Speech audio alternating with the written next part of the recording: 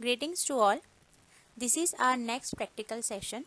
In the previous practical session, we have seen the physical properties in which we have discussed about the color, streak, forms and habit of the rocks.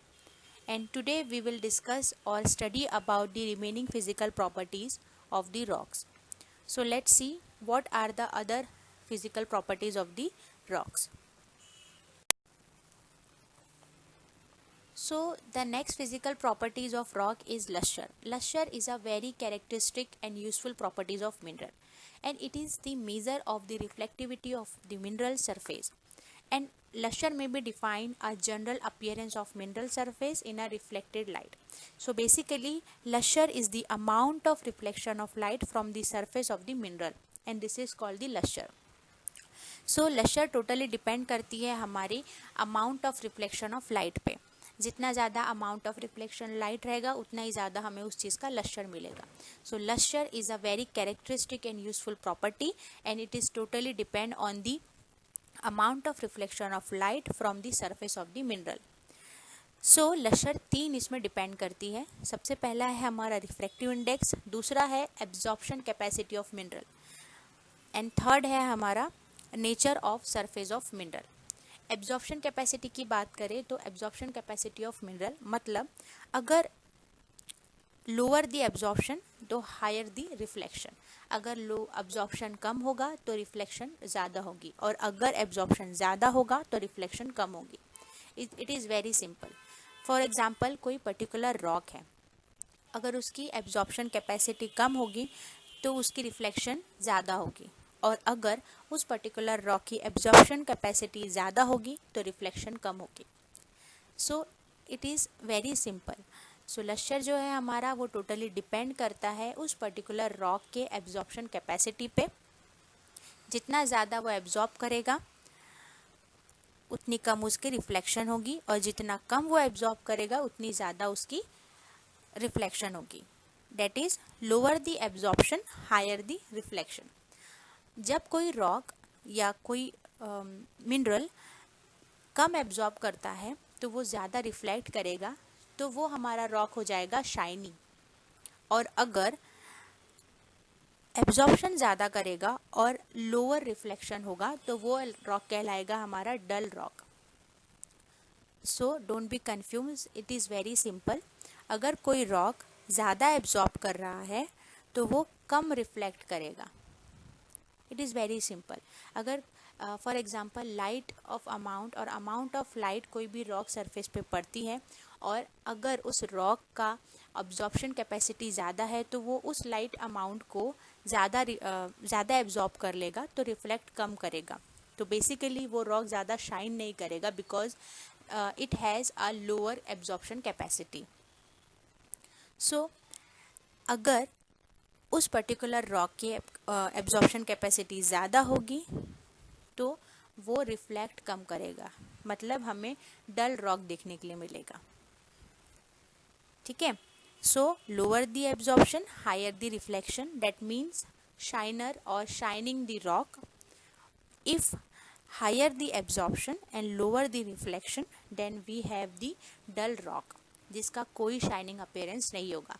For example हमारे chalk, clay particles, clay rock, mud और mud stone, ये सारे हमारे आ जाते हैं डल rock में जो shine नहीं करते. और जो शाइन मटेरियल होता है या शाइनिंग रॉक होते हैं उनकी हमारा रिफ्लेक्शन प्रॉपर्टी ज़्यादा होती है as compare to the dull rock. So this is very important. Lower the absorption higher the reflection. जितना ज़्यादा रिफ्लेक्शन होगा रॉक उतना ज़्यादा शाइन करेगा, और जितना कम रिफ्लेक्शन होगा रॉक शाइन नहीं करेगा, मतलब वो डल लश्चर कहलाएगा. ठीक है. So on the basis of amount of reflection and their composition of rock we have so many luster, that is metallic luster, submetallic luster, adamantine luster, vitreous, pearly, silky luster, resinous luster, greasy and dull luster. So metallic luster क्या होता है? What is metallic luster? So the luster is totally depend on the amount of reflection and absorption. And the third one is nature of surface of minerals. सो जैसा कि हम बात कर रहे थे मेटालिक लश्यर की, सो मेटालिक लश्यर जो है हमारा वो टोटली डिपेंड करता है हमारे केमिकल कंपोजिशन ऑफ रॉक पे।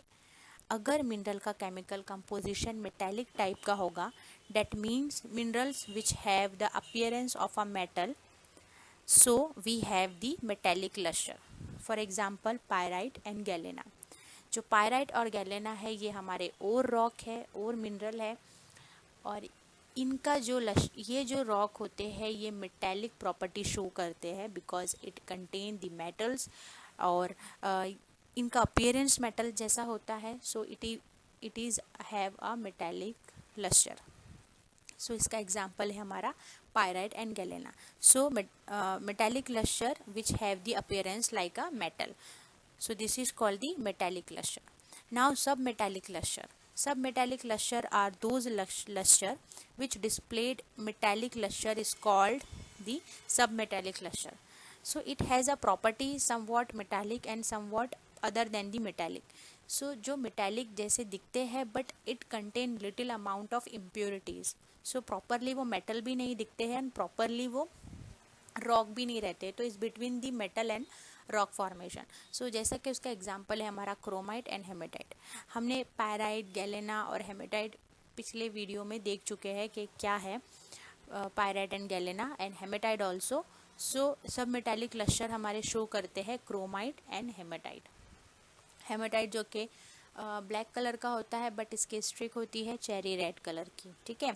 और जो पायराइट है वो हमारा ब्रास येलो कलर का होता है जिसको फूल्स गोल्ड भी कहते हैं, और इसकी स्ट्रिक होती है ब्लैक कलर की। Now third one is adamantine lustre. Adamantine lustre is very important. So adamantine lustre is like that of a diamond. ये बहुत ही प्यारा और खूबसूरत लश्यर होता है। It's very beautiful. बहुत ज़्यादा शाइनिंग होती है इसमें, इस रॉक में। तो इसका एग्जांपल है सिरूसाइट। बहुत शाइनिंग होती है। It's like a diamond. इसको कोई भी एक्सटर्नल एनर्जी या एक्सटर्नल लाइट की ज़रूरत नहीं होती। ये as it is natural environment में शाइन करता है जस्ट लाइक अ डायमंड।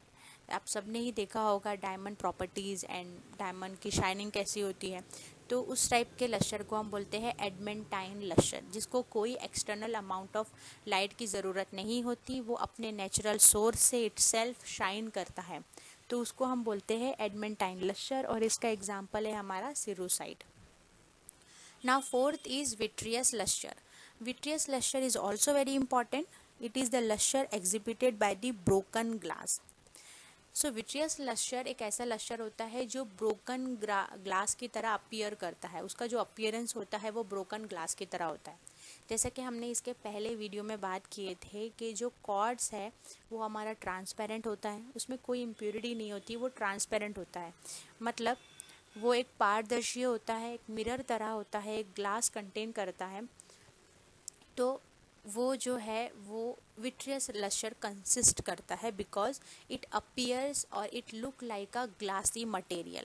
सो आपने कोई भी ब्रोकन ग्लास अगर देखा होगा या ग्लासी मटेरियल देखा होगा तो उसका जो लश्यर होता है वो होता है हमारा vitreous लश्यर। Now fifth one is pearly lustre.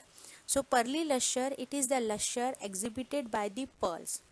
Pearly lustre मतलब ऐसा lustre जो it will appear like a pearl, जो मोती के तरह जो अपीयर करता है, मोती के तरह जो रिफ्लेक्ट होता है या शाइन करता है, उस टाइप के लश्यर को हम बोलते हैं पर्ली लश्यर।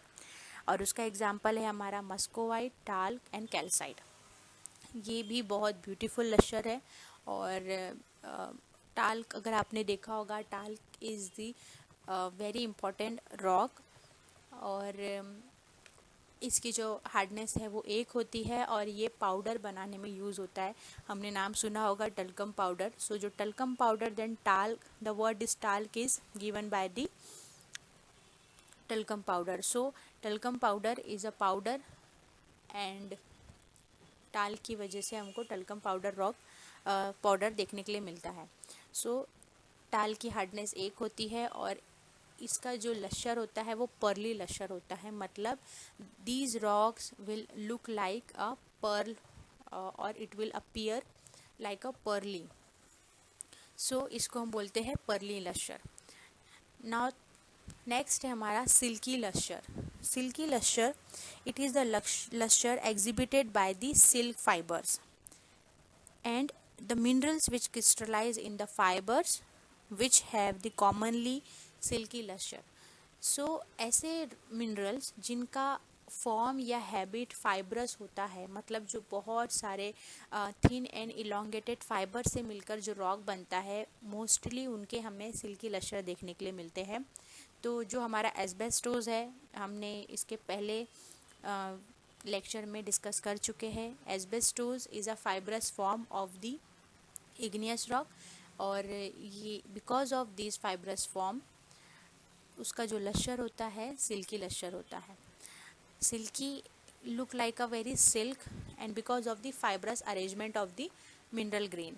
सो एस्बेस्टोस सिल्की लश्यर कंसिस्ट करता है, और gypsum is also a very important rock. और टाल के बाद अगर सेकेंड हार्डनेस की बात करें तो जिप्सम की सेकेंड हार्डनेस होती है, मतलब 2 हार्डनेस होती है और टाल की 1 हार्डनेस होती है।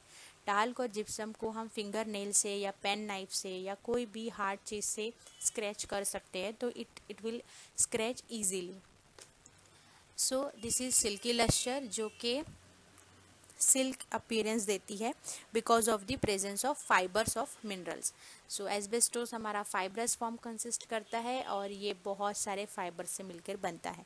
और जिप्सम भी एक कॉम्पैक्ट रॉक होता है, और इसकी भी लश्यर सिल्की होता है because of the presence of so many silk fibrous form in the gypsum rock. So this is silk lusher और silky lusher. नेक्स्ट है हमारा रिजिनस लश्यर।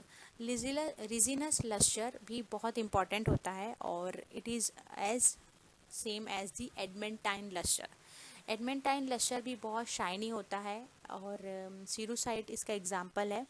और एडमेंटाइन लश्यर डायमंड की तरह शाइन करता है।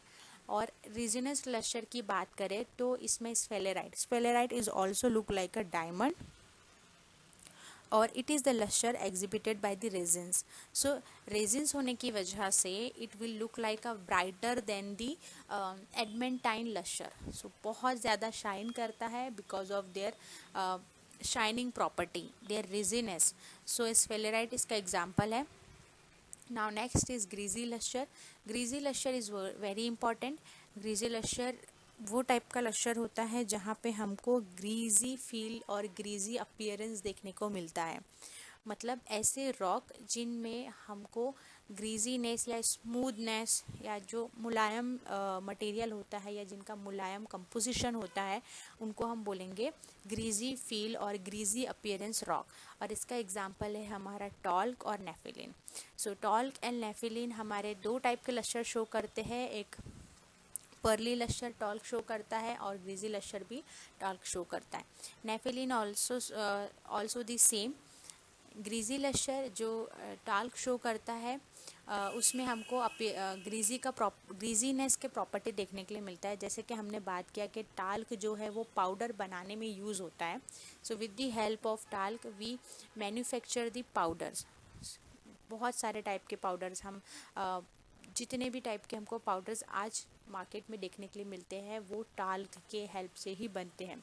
सो talc is a very important rock which is use to making the powders. So हमने powder का अपीयरेंस देखा ही है, उसका कैसा फील होता है हमने वो भी देखा है। तो जो टॉल्क है या टाल्क है वो ग्रीजी लश्यर शो करता है बिकॉज ऑफ द फीलिंग और appearance of the greasiness. And the last and none of the list that is dull lustre. Dull lustre जो शो करते हैं वो हमारे होते हैं क्ले मिनरल्स जिनमें कोई भी शाइनिंग प्रॉपर्टीज़ नहीं होती। जैसे क्ले हो गया या चॉक हो गया, कैल्शियम कार्बोनेट की अगर बात करें तो चूना हो गया। तो ये सारे जो रॉक है ये डल लश्यर शो करते हैं बिकॉज इनका कोई भी शाइनिंग प्रॉपर्टी नहीं है। डल मतलब कोई भी शाइनिंग अपीयरेंस वो रॉक शो नहीं करते, तो उनको हम बोलते हैं dull लश्यर। So the mineral showing no luster which is called is dull luster or earthy luster. It is also known as the earthy luster. So ये हो गए हमारे सारे लश्यर। सो लश्यर हमारी एक वेरी इंपॉर्टेंट प्रॉपर्टी है, यूजफुल प्रॉपर्टी है, और इट इज़ डिपेंड करता है हमारे amount of reflection of light पे from the surface of the mineral, this is called the lustre. और लश्यर बहुत सारे वेरियस टाइप के होते हैं, मेटालिक लश्यर, सब metallic lustre, adamantine, vitreous, pearly, silky, resinous and greasy and dull. So this is all the type of lustre. Lustre हमारा depend करता है absorption capacity of mineral and nature of surface of mineral. जिस type का rock, जिस type का chemical composition उस rock का होगा, उस टाइप की प्रॉपर्टीज़ हमको देखने के लिए मिलेगी। जैसे कि फॉर एग्जांपल अगर हम क्वार्ट्ज की बात करें तो क्वार्ट्ज ट्रांसपेरेंट होता है, वो ग्लासी नेचर का होता है, और because of there chemical composition हमको उसका प्रॉपर्टी देखने के लिए मिलेगी। जैसे विट्रियस लश्यर क्वार्ट्ज का होता है, तो विट्रियस लश्यर एक ऐसा लश्यर होता है जो शाइनिंग करता है या ब्रोकन ग्लास के टाइप दिखता है, तो उस टाइप के लश्यर को हम बोलेंगे विट्रियस लश्यर। सो जो लश्यर है हमारा दो मेन चीज़ में डिपेंड करता है, पहला है absorption capacity of the mineral and second है nature of surface of mineral. और जो नेचर है वो डिपेंड करेगा हमारे chemical composition of the rock. जिस टाइप का केमिकल कंपोजिशन होगा उस टाइप का हमें उस पर्टिकुलर रॉक का लश्यर देखने के लिए मिलेगा। अगर वो फाइब्रस से बना हो तो हमें सिल्की लश्यर देखने के लिए मिलेगा, और अगर उसमें ग्रीजीनेस हो या थोड़ा पर्ली अपीयरेंस हो तो हमें पर्ली लश्यर या ग्रीजी लश्यर देखने के लिए मिलेगा। डल लश्यर की बात करें तो डल लश्यर मतलब ऐसे मटेरियल और ऐसा केमिकल कंपोजिशन जैसे कि chawl, calcium carbonate, clay materials, clay particles, ये सारे जो रॉक है जिसमें कोई शाइनिंग अपीयरेंस नहीं होता, उनको हम बोलते हैं dull lustre. So it totally depend on the chemical composition of the rock. Metallic lustre and sub-metallic lustre. Metallic lustre which look like or which gives the appearance like metal. तो pyrite और galena की image हमने देखा है इसके पिछले lecture में। Pyrite जो कि एक ओर है और galena is also a ore. So pyrite एक मेटल की तरह दिखता है, galena is also looking like a metal. So because of their appearance it will gives the metallic lustre. And chromite और हेमेटाइट सब मेटालिक लश्यर होता है। So this is all about the lustre. So अगर आपको अभी भी समझ नहीं आया होगा कि लश्यर क्या है तो आप कमेंट सेक्शन में बता सकते हैं। I will explain in the next practical. So this is the lustre. Next है hardness. So hardness is one of the most useful and diagnostic property of a minerals. It is defined as the resistance of a minerals to abrasion or scratching.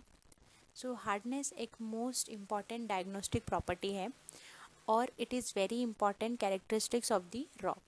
Diagnostic property मतलब एक ऐसी property जिसकी वजह से या जिसकी help से हम कोई भी पर्टिकुलर रॉक को आइडेंटिफाई कर सकते हैं। जैसे कि हमने इसके प्रीवियस प्रैक्टिकल में देखा है colour, streak, form and habit. So diagnostic property मतलब ऐसी प्रॉपर्टी जो एक पर्टिकुलर फिजिकल प्रॉपर्टी से जानी जाती हो। मतलब कोई भी एक रॉक है जिसकी पूरी 10 फिजिकल प्रॉपर्टी तो है, बट उस 10 फिजिकल प्रॉपर्टीज़ में कोई एक प्रॉपर्टी उस रॉक की पहचान होती है। सो इसको हम बोलते हैं डायग्नोस्टिक प्रॉपर्टी। सो हार्डनेस एक ऐसी फिजिकल प्रॉपर्टी है जो बहुत सारे रॉक की डायग्नोस्टिक प्रॉपर्टी है। So with the help of diagnostic property हम कोई भी रॉक को आइडेंटिफाई कर सकते हैं इजीली। सो इसको बोलते हैं हार्डनेस। हार्डनेस को डिफाइन करें तो it is the resistance of minerals to abrasion और स्क्रैचिंग। हार्डनेस मतलब एक ऐसा पैरामीटर जो उसकी टोटल डिपेंड करता है उसके रेजिस्टेंसी पे या उसके रेजिस्टेंस पे। मतलब कोई भी रॉक को अगर हम एब्रेशन करें या स्क्रैचिंग करें, रबिंग करें, तो with the help of these scratching, rubbing and abrasion process हम उस पर्टिकुलर रॉक की हार्डनेस को आइडेंटिफाई करते हैं। For example, I have a chalk and a basalt. Basalt is nothing but a गिट्टी which is known for the construction material, known as a construction material. So हम जानते हैं basalt क्या है। बसाल्ट एक गिट्टी है, कॉमन लैंग्वेज में हम उसको गिट्टी बोलते हैं, but in geology we call it basalt. Basalt और चॉक चॉक की अगर हार्डनेस की बात करें तो वो बहुत कम होंगे, क्योंकि हमें पता है चॉक बहुत इजीली रबर पाउडर फॉर्म बन जाता है।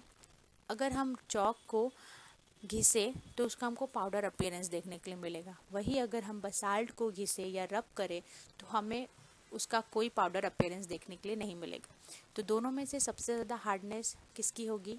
सबसे ज़्यादा हार्डनेस होगी हमारे बसाल्ट की, because it hard, it will not scratch by anything. और वही चॉक की बात करें तो chalk will be scratch by finger knife, finger nail और पेन नाइफ से स्क्रैच इजीली हो जाएगा। So, hardness is totally depend on the resistance property or resistant appearance of a mineral by which we get the hardness of the rock. And hardness is determined by the rubbing of a mineral of unknown hardness against one of known hardness. अब हम जब बात कर रहे हैं उसके abrasion की, उसके रबिंग की, तो हम वो किस चीज़ पे करेंगे? हार्डनेस की एक स्केल आती है, एक प्लेट आती है। उस पर्टिकुलर प्लेट पे हम रॉक को रब करके या स्क्रैच करके देखते हैं, तो उस प्लेट को हम बोलते हैं हार्डनेस प्लेट। जब हम उस प्लेट पे कोई भी एक रॉक को स्क्रैच करते हैं तो वो उसके नॉइज़ के थ्रू हम आइडेंटिफाई करते हैं कि उस रॉक की हार्डनेस क्या होगी। अगर मेरे पास एक कॉम्पैक्ट हार्ड रॉक है, वहीं एक चॉक है, अगर मैं उस प्लेट पे, एक हार्डनेस प्लेट पे एक हार्ड रॉक को रब करूँगी, स्क्रैच करूँगी, तो उसकी आवाज़ ज़्यादा होगी as compare to the chalk. अगर चॉक को रब करूँगी तो उसकी आवाज़ बहुत कम होगी या होगी ही नहीं। तो it is totally depend on the voice noise of the particular rock by the rubbing. जैसा कि मैंने बताया कि चॉक की नॉइज़ बहुत कम होंगी as compare to the harder one, और हार्डर वन रॉक है हमारा बसाल्ट। उस हार्डनेस प्लेट पे हम रॉक को स्क्रैच करके देखते हैं, और अगर उसकी नॉइज़ ज़्यादा होगी तो it's totally depend on the noise of the rock. Noise ज़्यादा होगी मतलब उसकी ज़्यादा उसकी हार्डनेस होगी, और अगर नॉइज़ कम होंगी तो उसकी हार्डनेस कम होगी। इस तरीके से हम हार्डनेस को डिफाइन करते हैं या डिटरमाइन करते हैं। A mineral value is obtained by the Mohs scale of hardness. In the scale, there are 10 minerals which are arranged in the order of their increasing hardness. Mohs scale of hardness. Mohs scale of hardness क्या है? Mohs scale of hardness वो scale है जिसमें हमें 1 से लेके 10 तक mineral दिए हुए हैं, जिनकी हार्डनेस है 1 से लेके 10 तक के। इसको बोलते हैं हम मोह स्केल ऑफ हार्डनेस, जहाँ पे हमको 10 मिनरल्स देखने के लिए मिलते हैं जिनकी प्रॉपर्टी, जिनकी इंक्रीजिंग हार्डनेस के थ्रू हमको हार्डनेस देखने के लिए मिलती है। मतलब 1 से लेके 10 तक मिनरल दिए हुए हैं और उनकी हार्डनेस दी हुई है, तो उसको हम बोलते हैं मोह स्केल ऑफ हार्डनेस। मोह स्केल ऑफ हार्डनेस सबसे पहले हमको साइंटिस्ट ने दिया था जिसका नाम था मोह, इसलिए उसके on the basis of the name of scientist we have the Mohs scale of hardness. In this hardness we have 10 minerals which are arranged in order to increasing hardness. We will see the Mohs scale of hardness. This is the Mohs scale of hardness. यहाँ पे हम देख सकते हैं this is mineral name, scale number and common object. अब यहाँ पे हमें एरो दिख रहा है, ये है इंक्रीजिंग हार्डनेस। ये 1 से लेके 10 तक के मिनरल है और ये इनकी हार्डनेस है। तो जैसा कि मैंने बताया, जो टाल्क है हमारा वो बहुत सॉफ्ट और जस्ट लाइक अ चॉक, एक ऐसी हार्डनेस होती है इसकी जो चॉक जैसी है, मतलब इजीली हम इसको फिंगर नेल से भी स्क्रैच कर सकते हैं, तो हमें इसका पाउडर अपीयरेंस देखने के लिए मिलेगा। यहाँ पे इनका कॉमन ऑब्जेक्ट है जिसकी वजह से ये स्क्रैच हो सकते हैं easily, and this is the number and this is the mineral name. Talc की हार्डनेस है 1 एंड जिप्सम की हार्डनेस है 2, कैल्साइट की हार्डनेस है 3। टाल्क जो है वो फिंगर नेल से इजीली स्क्रैच हो जाएगा। Gypsum is also scratched by finger nail. Calcite की हार्डनेस 3 है, तो हमें इसको स्क्रैच करने के लिए कॉपर पेनी या कॉपर कॉइन का यूज़ करना पड़ता है। तो with the help of this copper coin हम इजीली कैल्साइट को स्क्रैच कर सकते हैं। कॉपर कॉइन या नाइफ या स्टील नेल या जो भी चीज़ हो जो हार्डर हो, स्टील की बनी हो, उससे हम कैल्साइट को स्क्रैच कर सकते हैं क्योंकि उसकी हार्डनेस 3 है। फ्लोराइड, फ्लोराइड की हार्डनेस होती है 4, इसको भी हम कॉपर कॉइन की हेल्प से स्क्रैच कर सकते हैं। देन एपेटाइट, ऑर्थोक्लेस, एपेटाइट की 5 हार्डनेस होती है, ऑर्थोक्लेस की 6 हार्डनेस होती है। तो इनको हम with the help of knife and glass plate scratch करते हैं। और ऑर्थोक्लेस की बात करें तो ऑर्थोक्लेस की हार्डनेस होती है 6, जिसको हम स्टील नेल या कोई भी खीला जिसको हम बोलते हैं उससे भी स्क्रैच कर सकते हैं। कॉर्ड्स की हार्डनेस होती है 7, तो इसको भी हम स्टील नेल या पेन नाइफ से इजीली स्क्रैच कर सकते हैं। तो ये है हमारा कॉर्ड्स, ये इमेज है हमारी कॉर्ड्स की। As we have seen this is a transparent and it is very beautiful igneous rock. It will look like broken glass appearance. It gives broken glass fragments when it crushed. जब ये crush होता है तो ये एक कांच के टुकड़े की तरह लगता है। So it's very beautiful rock. So ये हमारा ट्रांसपेरेंट क्वार्ट्ज, इसकी हार्डनेस होती है 7 और ये स्टील नेल से इजीली स्क्रैच हो सकता है। उसके बाद है हमारा टोपैज, कोरिंडम एंड डायमंड। जो टोपैज है उसकी हार्डनेस होती है 8 एंड कोरिंडम की जो हार्डनेस है उसकी हार्डनेस होती है 9, डायमंड की हार्डनेस होती है 10। अब डायमंड की हार्डनेस सबसे ज़्यादा होती है और जो कि कोई भी चीज़ से स्क्रैच नहीं हो सकता। सो सबसे कम हमारी हार्डनेस होती है टाल की और सबसे ज़्यादा हार्डनेस होती है डायमंड की। डायमंड एक ऐसा रॉक है जो कोई भी चीज़ से स्क्रैच नहीं होता। सो डायमंड सबसे ज़्यादा हमें अगर हम यूज़ करते हैं डायमंड को, तो हम जब कोई ड्रिलिंग मशीन बनती है तो उस ड्रिलिंग मशीन में सबसे ज़्यादा डायमंड का यूज़ होता है, because diamond has a property जो पर्टिकुलर रॉक फॉर्मेशन को इजीली स्क्रैच कर सकता है, एब्रेड कर सकता है। So it is a very important question, it will be ask in the viva. ये वाइवा में पूछा जा सकता है कि सबसे कम हार्डनेस किसकी होती है और सबसे ज़्यादा हार्डनेस किसकी होती है। तो सबसे कम हार्डनेस होती है हमारे टाल की और सबसे ज़्यादा हार्डनेस होती है हमारे डायमंड की। सो ये जो मोह स्केल ऑफ हार्डनेस है, दिस इज़ वेरी इम्पॉर्टेंट, ये आपको एग्ज़ाम में भी आ सकता है। सो ये आपको लर्न करना है और ये कॉमन ऑब्जेक्ट है। Common object is also very important कि कौन सा रॉक किस चीज़ से इजीली स्क्रैच हो सकता है। So this is the Mohs scale of hardness: talc, gypsum, calcite, fluorite, apatite, orthoclase, quartz, topaz, corundum and diamond. सबसे कम हार्डनेस होती है टाल की, सबसे ज़्यादा होती है डायमंड की, और ये इंक्रीजिंग ऑर्डर है, ये इंक्रीजिंग हार्डनेस शो करता है, और ये है हमारे common object. So this is all about the hardness. Next है cleavage. If a mineral break along a flat plane, it is said to possess a cleavage, and if a mineral break with an irregular surface, it is said to show a fracture. So cleavage क्या है? अगर कोई mineral along a flat plane break होता है, मतलब एक flat plane में break होता है, तो उसको हम उस रॉक का क्लीवेज बोलेंगे। और अगर कोई मिनरल जब ब्रेक होता है तो वो इरेगुलर सरफेस में अगर ब्रेक होगा तो उसको हम उस चीज़ का फ्रैक्चर बोलेंगे। फॉर एग्जांपल, अगर मेरे पास कोई रॉक है और अगर वो गिर जाता है या टूट जाता है, और अगर वो टूटा हुआ रॉक एक बीच के फ्लैट प्लेन से टूटा है या सेपरेट हुआ है, तो उस रॉक का वो क्लीवेज कहलाएगा। और अगर कोई रॉक गिरने के बाद या टूटने के बाद रैंडमली ब्रेक होता है विथ नो पर्टिकुलर प्लेन, तो हमें उस रॉक का फ्रैक्चर कहलाता है। ठीक है। देन अगर क्लीवेज को डिफाइन करें, so cleavage is defined as the tendency of a mineral to break more easily with smooth surface along planes of a weak bonding. मतलब क्लीवेज एक ऐसी प्रॉपर्टी है और एक ऐसी टेंडेंसी है मिनरल की, अगर वो ब्रेक होती है with easily smooth surface along a plane of weak bonding, तो उस रॉक की हमें क्लीवेज मिलेगी। और अगर कोई भी रॉक एक स्मूथ सरफेस में या एक प्लेन ऑफ वीक बॉन्डिंग में नहीं ब्रेक होगा तो हमें उस रॉक का फ्रैक्चर मिलेगा। ठीक है, तो क्लीवेज मतलब एक ऐसी प्रॉपर्टी जब कोई रॉक टूटता है तो वो इक्वल दो पार्ट में डिवाइड होगा, एक फ्लैट प्लेन के थ्रू या वीक प्लेन के थ्रू, तो उसको हम बोलेंगे क्लीवेज।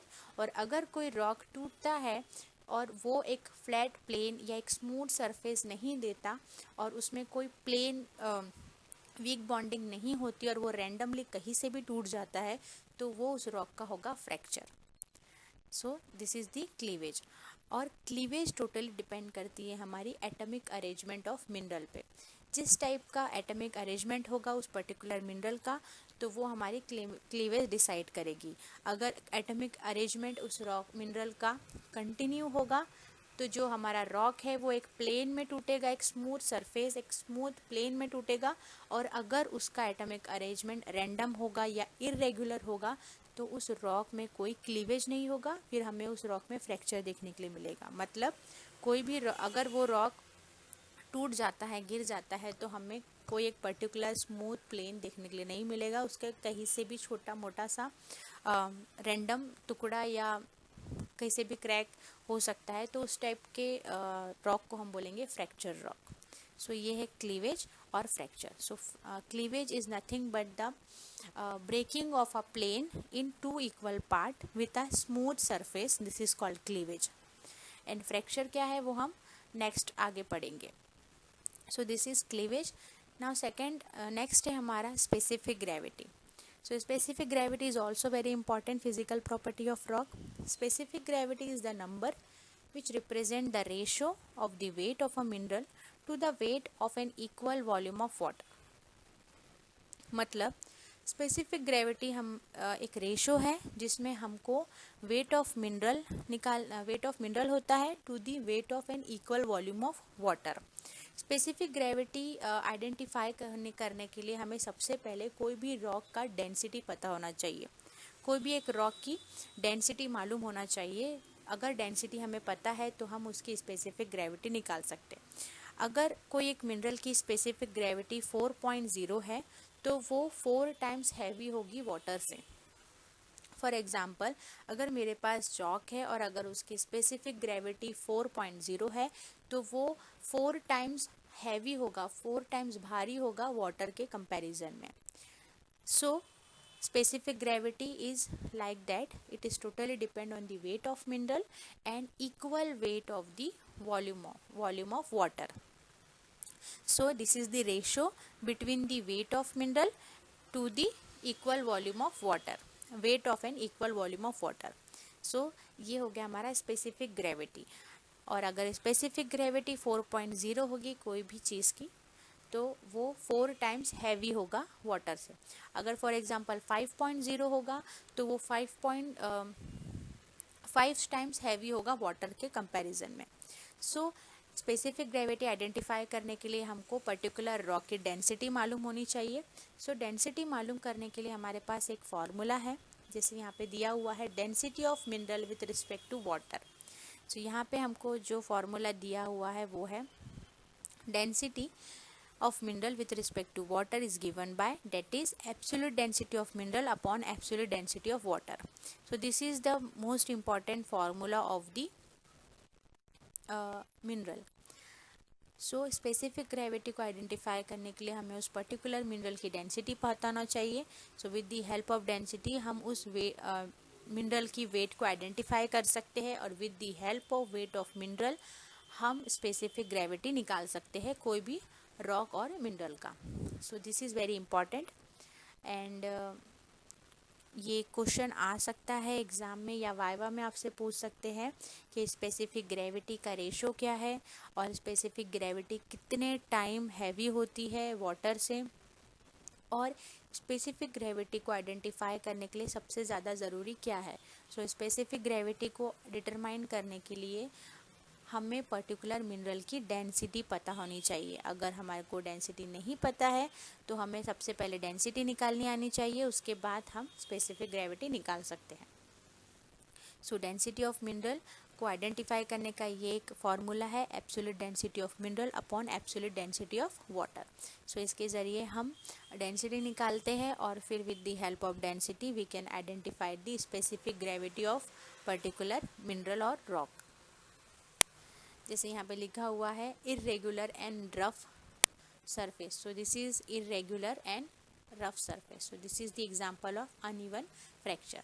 Now next है हमारा Hackley fracture. so ये this is copper ore, this is copper और ये metal है, और अगर आप यहाँ देखें तो this is a very sharp edges, जब ये टूटता है तो एक sharp edges और एकदम thin line और grease type line cover करता है। So this is the example of hackly fracture, मतलब जो रफ सरफेस शो करता है और शार्प एजेस शो करता है। तो this is copper mineral which show the hackly fracture. हम यहाँ देख सकते हैं कि कितना रफ सरफेस है इसका, और इस पॉइंट में हम ये देख सकते हैं कि इसका कितना शार्प एजेस है। So this is the example of hackly fracture. So this is conchoidal fracture, example of conchoidal fracture. This is the obsidian. So this is obsidian. It is the example of conchoidal fracture. This is kaolin, clay mineral.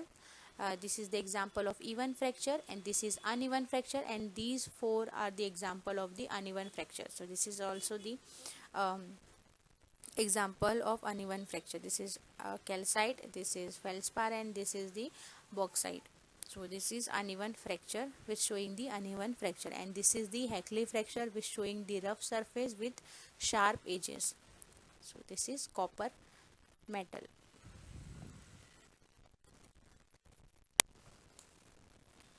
So this is the end of the practical, और हम यहाँ पे physical properties complete कर चुके हैं। Next practical में हम igneous rock पढ़ेंगे और बहुत सारे इग्नियस रॉक की पर्टिकुलर एक एक रॉक की फ़िज़िकल प्रॉपर्टीज़ को डिस्कस करेंगे। सो एक और चीज़ ये कि जब हम पर्टिकुलर एक रॉक की फ़िज़िकल प्रॉपर्टीज़ को डिस्कस करेंगे तो आपको वो आपकी नोटबुक में नोट डाउन करना है, या तो आप आपके प्रैक्टिकल पेजेस पे भी लिख सकते हैं, because it's very important for your practical assessment, और इस पे मार्क्स भी है। So you have to note down the practical session in the practical book या फिर नोटबुक में, ठीक है। सो यहाँ पे हमारी फिज़िकल प्रॉपर्टीज़ कंप्लीट होती है, और नेक्स्ट प्रैक्टिकल में हम इग्नियस रॉक के बारे में पढ़ेंगे और पर्टिकुलर रॉक की फ़िज़िकल प्रॉपर्टी को डिस्कस करेंगे। So this is the end of the practical session, और if you have any question doubt regarding the practical और the lecture, you can ask in the comment section. Stay safe, stay healthy. Thank you.